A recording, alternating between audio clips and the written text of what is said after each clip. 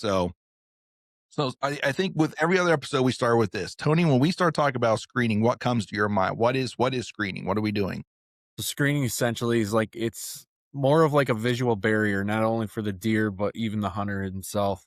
A goal of screening is basically to create a wall that the deer basically unable to see, either yourself or other deer.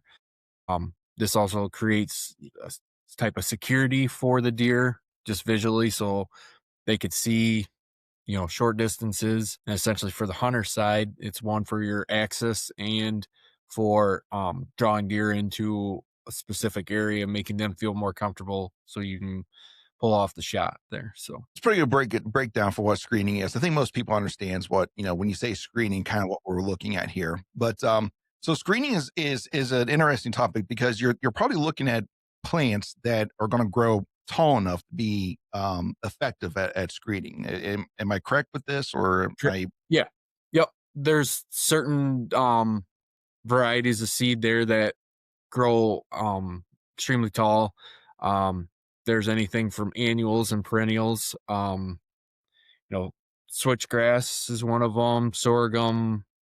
Um, we can get into even miscanthus. I mean, there's a whole bunch of different varieties of plants there. And then you can always do um I don't know if you want to call it more mechanical, but more of, taking trees and um creating pinch points with trees and whatnot by dropping them, and just different ways of doing that. So, but the best, I wouldn't say the best way, but the easiest way is usually the plant. So you put the screen how you want it set up, so on and so Mm, forth. yeah. So, So the mechanical version, I've seen this done before. We've actually done this ourselves. We went through and hinge cut a section of woods. It was all junk trees and stuff. We went through and hinge cut because we wanted to create more bedding in that particular area. So we'd open up the canopy and stuff and get more new growth. And when we were going through and did the hinge cutting, what we did was we kind of laid it out the best we could to where there was an entry and an exit into it, to where there was only one way and one way out, and everything else was all blocked up. To kind of give the not funnel the deer, but definitely give them a predetermined route that they're going to have to take to get in and out of there. So yeah, I've seen this. I've done that before. I've been part of that. One of the things I've not done though is creating screening using like vegetation and stuff. So I've seen this done, and I know there's a lot of products out there today that this is for screening. This is what we use, and I'm sure you have your screening blend as well, that you like. When you're looking at that, what are some of the let me ask you this then. What is your preference for screening? What is out, not mechanical, but actual, like what you're okay. planning? What's your preference? So my preference, and this is based off of my experience using and setting these things up, is you want to find some type of annual. And now people are gonna fight my head off on that one, but if you start off on an annual the first year, it's usually a fast growing type of screen. Um, Basically, what that'll do is dictate whether the deer use it or not. So annual screening usually it's costs a lot less than if you were to go like get miscanthus, or even if you were going to set up like a conifer or pines type setup. So that takes a long time to grow, and that sometimes that could have a negative effect on if the screening actually works or not, if the deer are going to do what you're thinking you want them to do.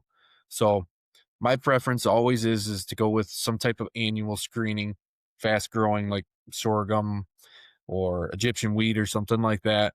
And basically what that'll do is that first year when you set that up, if the deer do what you want them to do, or gives you the right access to get in your stand, get out of your stand without the deer running away. I mean, that's usually my preference for people, is to start off with an annual to see if it is effective for you or the deer themselves. Um, and then the following year maybe you could step up and go to switchgrass where you have that come back year after year after year. And then you'll always have that barrier set up, and the deer will utilize it or essentially help you too. So that's usually my suggestion for everybody that's just starting off. So Yeah, well, I mean, yeah, I mean, it's common sense, but some people overlook the common sense aspect of it, and they see that if I go buy 100 pine trees, you know, this will do this. and eventually, you know what? Pine trees get really, really big. So then you can't see a damn thing. So, and then now you're stuck with a, you know, I'm just gonna say a 10-year problem, lifetime after that. So, Yeah. yep. Yeah. So, And they're pretty, but man, do they get big and they get big fast and then they block out everything. And I don't